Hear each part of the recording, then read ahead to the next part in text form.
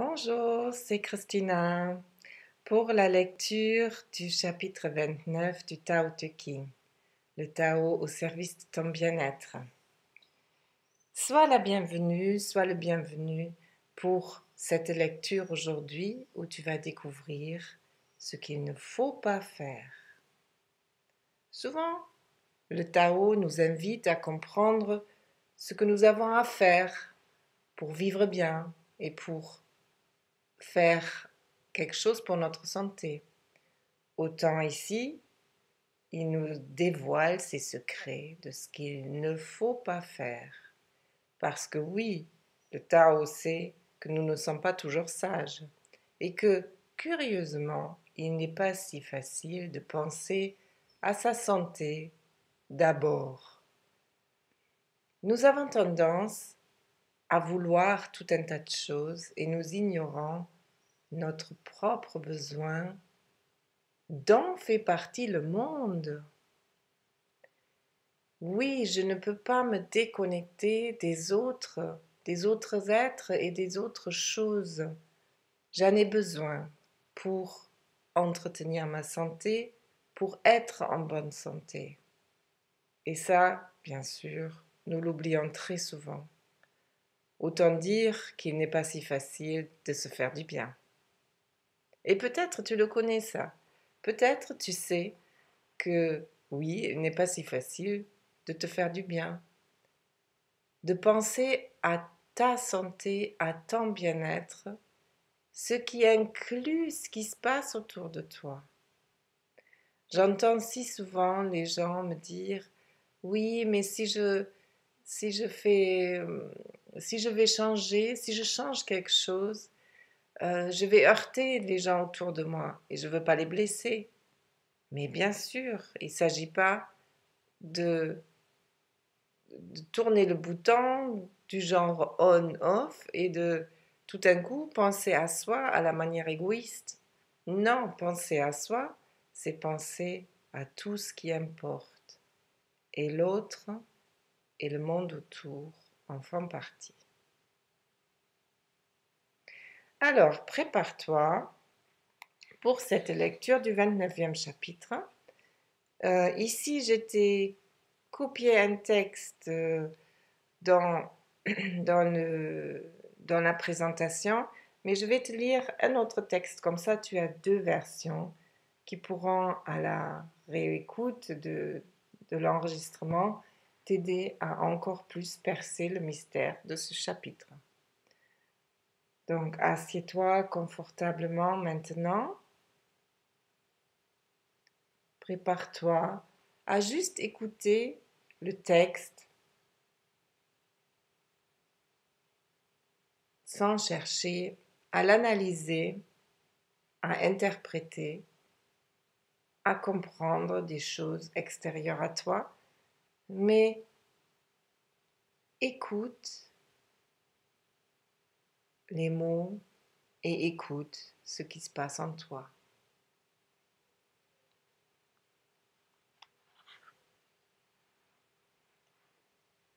Prends une inspire, expire.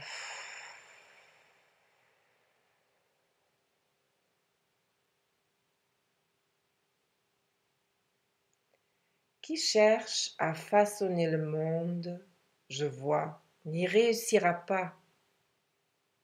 Le monde, vase spirituel, ne peut être façonné. Qui façonne le détruira. Qui le tient le perdra. Car tantôt les êtres vont de l'avant, tantôt ils suivent. Tantôt ils soufflent légèrement, tantôt ils soufflent fort. Tantôt ils sont vigoureux, tantôt ils sont débiles. Tantôt ils restent fermes, tantôt ils tombent. C'est pourquoi le saint évite tout excès, tout luxe et toute licence.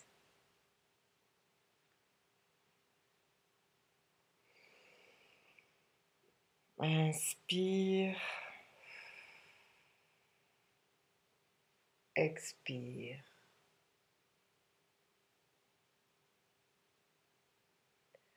Alors, note maintenant sur une feuille de papier, dans ton cœur, dans ton esprit, ce que t'évoque ce chapitre. Comment il t'anime? Qu'est-ce que tu ressens à la lecture?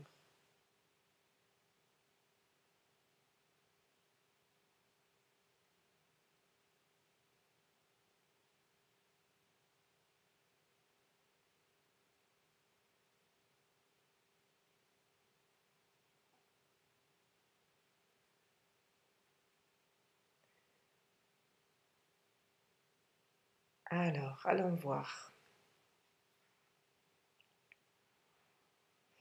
Donc déjà, dans le texte que j'ai lu et dans le texte qui est écrit, tu vas voir que à la lecture, ce qui est traduit sur l'écrit par empire est traduit par monde. Et effectivement, c'est la même chose. Je l'ai expliqué déjà quelques fois dans les lectures que ces termes-là évoquent l'organisation avec ce qu'il y a autour de toi. Donc l'empire, bon ben c'est l'empire chinois bien sûr, euh, mais c'est aussi le monde dans son ensemble et c'est aussi le monde en toi.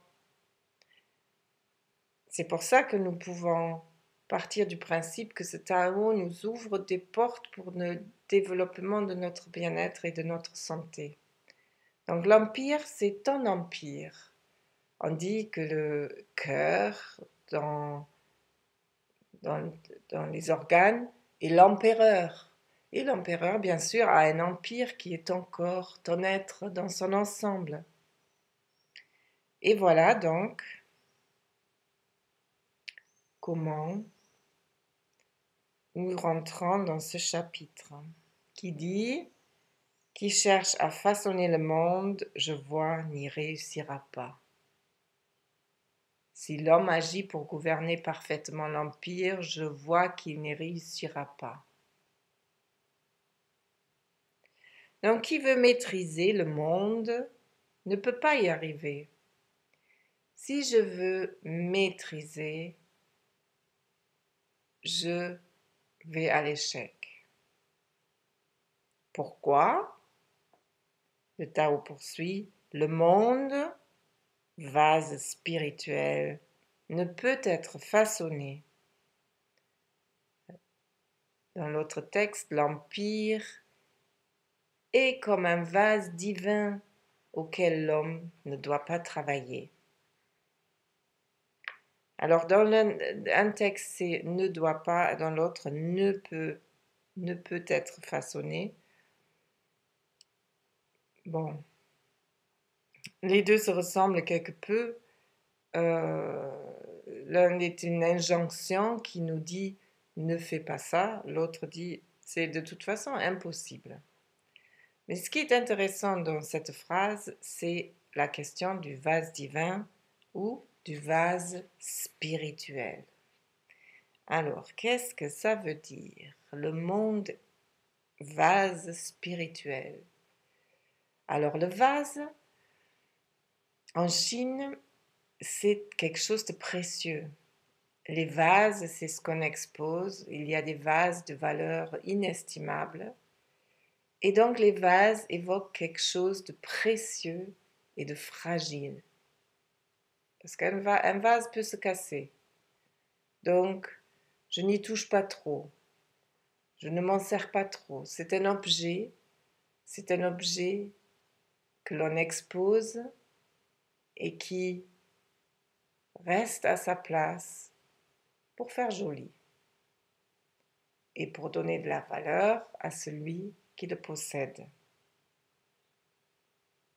Spirituel veut dire, ou divin, veut dire que c'est une dimension qui n'est pas accessible à l'homme. En tout cas pas pour pouvoir le maîtriser ou le travailler. Le divin, on ne peut pas le travailler, on comprend très bien. Le spirituel, on ne peut pas le façonner. On le comprend très bien. Le spirituel est. il n'est pas façonnable. Ce qui est spirituel, ça relève de l'être, et l'être peut se révéler, mais non être façonné. Donc le vase spirituel évoque quelque chose de non maîtrisable et quelque peu imprévisible. Parce qu'il a sa vie propre. Le vase qui est là, qui n'est pas utile comme ça dans la vie quotidienne, qui est un objet de valeur, un objet de, de décoration, et le spirituel qui est imprévisible et qui est sensible, qui est fragile puisque c'est de l'être dont il s'agit, eh bien, ces deux choses doivent rester intouchées telles quelles. Pourquoi? Parce que qui façonne le détruira, pardon, qui le tient le perdra. Mais oui, si je le façonne, je le détruis bien sûr, le vase, je le détruis si je veux l'utiliser à des fins qui ne lui sont pas destinées, je le détruis. Le spirituel, je le détruis si je veux le travailler, si je veux le façonner. Parce que mon être, il est ce qu'il est. Si je veux le transformer, je le détruis.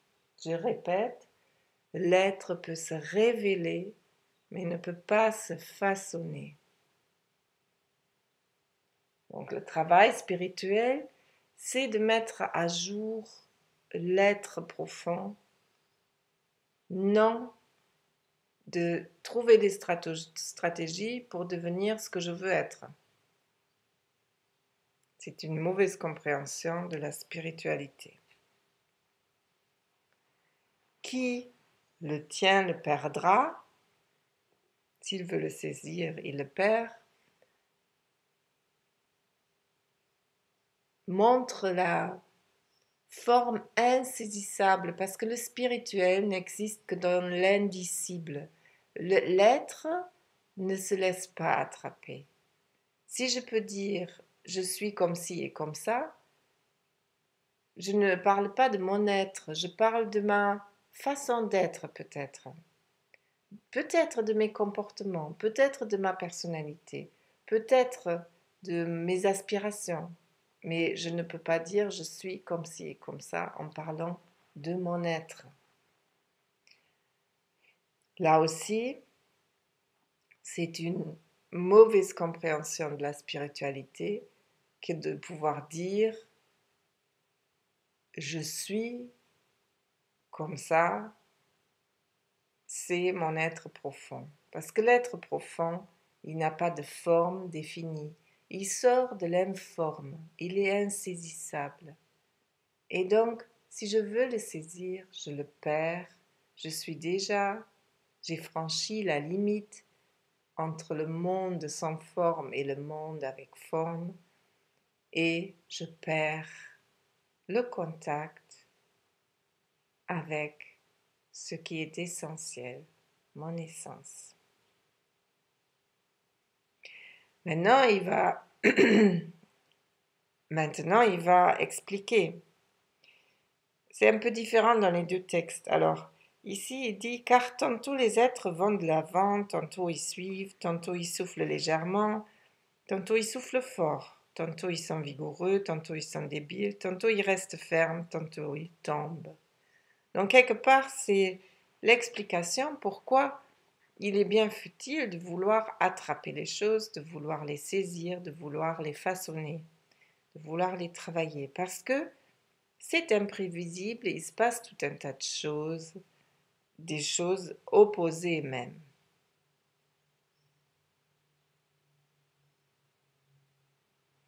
Alors dans ce texte, c'est la raison pour laquelle on ne peut pas on ne peut pas le travailler. Il donne l'explication quelque part. Dans l'autre texte, il dit c'est pourquoi parmi les autres, les êtres, les uns marchent en avant, les autres suivent. Les uns réchauffent et les autres refroidissent. Les uns sont forts et les autres faibles. Les uns se meuvent et les autres s'arrêtent. Donc là, il fait une suite logique qui dit, bon, je ne peux pas travailler ça, si j'y travaille, je le détruis, si je veux le saisir, je le perds. C'est pourquoi il y a des formes différentes. C'est parce qu'on ne peut pas le façonner que des formes différentes apparaissent. C'est pourquoi il y a des êtres qui peuvent faire ceci, qui peuvent faire cela, à qui arrive ceci ou à qui arrive cela.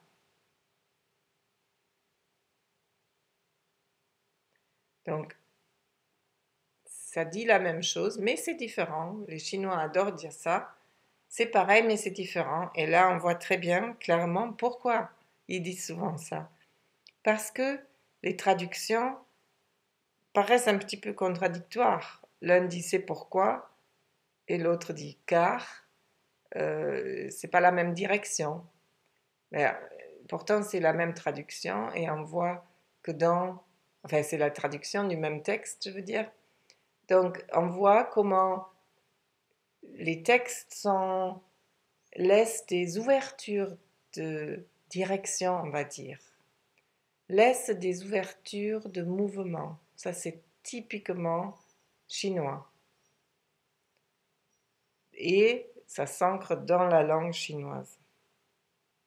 Mais peu importe, on revient au même constat. On revient au constat que, en fait, ce qui a de la forme est imprévisible par rapport à l'être qui vient du monde sans forme du Tao. Donc, c'est pourquoi le saint évite tout excès, tout luxe et toute licence. De là vient que le saint homme supprime les excès, le luxe et la magnificence. Donc, le saint, le sage, maintient l'équilibre. Ce qui a de la forme tend vers les extrêmes. Le sage se tient au milieu, la voie du milieu. Il supprime les excès, il supprime le luxe et il supprime la beauté suprême. Parce que tout ça, ce sont des mouvements émotionnels qui l'éloignent de l'essence, du sans forme. La forme vient d'une direction poussée. Si je vais dans une direction, c'est-à-dire je prends une direction et à un moment donné, ça devient excessif, eh bien sûr, je m'éloigne de l'être que je suis, de mon essence, de ma non-forme initiale.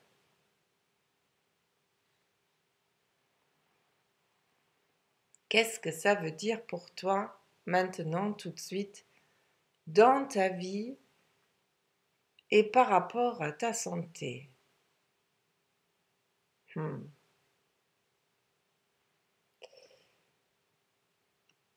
Toi, tu es l'empereur de ta vie, de ton corps, de ton être, et tu as à gérer ta vie comme on gérerait un empire. Déjà, ça pose un peu le cadre. Là, il y a de la responsabilité. Oui,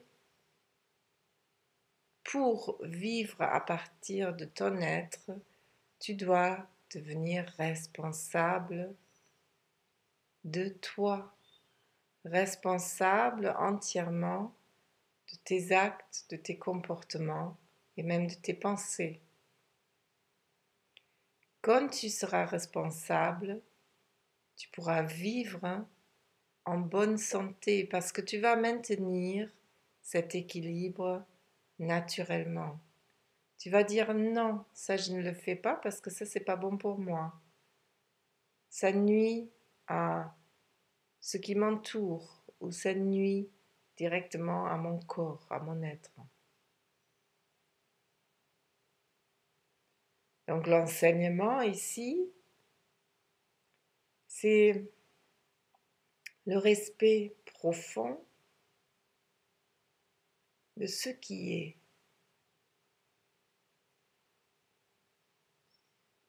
et de prendre la responsabilité par rapport à ce qui est.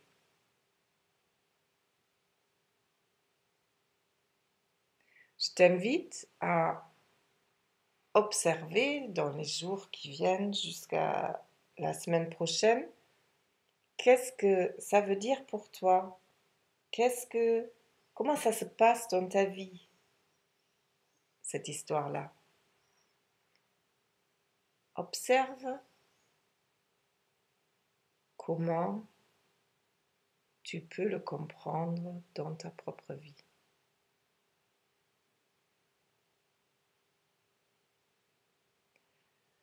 Voilà, et puis comme je sais que ce sont des choses qui sont pas faciles, je te réserve toujours à la fin de la lecture la proposition de prendre un rendez-vous avec moi pour parler de ta situation personnelle, non pour le plaisir, mais pour voir si nous pouvons travailler ensemble. Si tu veux t'engager pour toi sur le chemin de ton être, alors il y a des moments où tu ne peux plus le faire seul. Et écouter des paroles sages, lire des livres sages, c'est important et voire essentiel pour l'inspiration, mais ça ne suffit pas pour faire un chemin vers soi, vers cette forme. Moi, je suis là pour t'accompagner sur ce chemin, sur le plan de la santé physique, morale, de l'âme. Donc, je t'attends avec plaisir si tu es intéressé par faire ce chemin et être accompagné par moi. À très bientôt et à samedi prochain pour le 30e chapitre. Je te souhaite un bon week-end. Au revoir.